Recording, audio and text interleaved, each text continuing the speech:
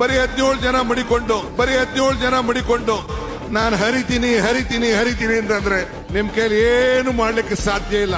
ಮೊನ್ನೆ ತಾನೇ ಕುಮಾರಸ್ವಾಮಿ ಅವರು ಬೆಂಗಳೂರು ನಗರದಲ್ಲಿ ಬಿ ಇಂದ ಎ ಖಾತೆ ಮಾಡಿಸ್ಬೇಕಾರೆ ನಮ್ಮ ಸರ್ಕಾರ ಬಂದ್ಬಿಡ್ತದೆ, ನೀವು ಯಾರು ದುಡ್ಡು ಕಟ್ಟಕ್ ಹೋಗ್ಬೇಡಿ, ನಾವು ಬಂದ್ ಮಾಡ್ತೀವಿ ಅಂತ ಪಾಪ ಮಾತಾಡಿದ್ದಾರೆ.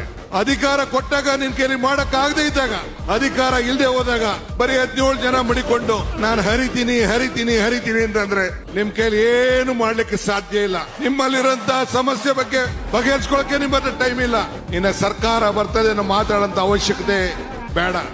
ಅದಕ್ಕೆ ಹಿಂದೆನೆ ನಾನು ಉತ್ತರವನ್ನು ಹೇಳಿದ್ದೇನೆ. ಕೊಟ್ಟ ಕುದುರೆಯನ್ನು ಏರಲು ಬಯಸುವನು ವೀರನೂ ಅಲ್ಲ, ಶೂರನೂ ಅಲ್ಲ. ಈಗ ಅವರೇ ತುಮಕೂರಿನಲ್ಲಿ ಭಾಷಣ ಮಾಡಿದ್ರು, ಕುಮಾರಸ್ವಾಮಿ 2 ಬಾರಿ ಮುಖ್ಯಮಂತ್ರಿಯಾಗಿ ಏನು ಕಿತ್ತಾಕಿದ್ದಾರೆ ಅಂತ.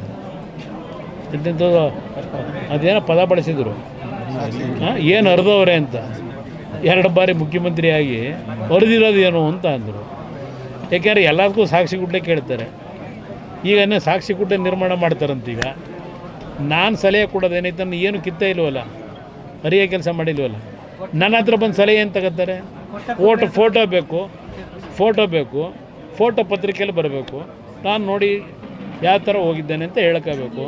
ಒಂದು ಗಾದೆ ಮಾತಿದೆ, ಹಿರಿಕರು ನಮ್ಮ ಪೂರ್ವಿಕರು ಒಂದು ಗಾದೆ ಮಾತಿಟ್ಟಿದ್ದಾರೆ, ಅತಿ ವಿನಯಂ ಧೂರ್ತ ಲಕ್ಷಣಂ ಅಂತ. ದೇವೇಗೌಡರು ಅದೇ ಫೋಟೋಗೆ ಸರ್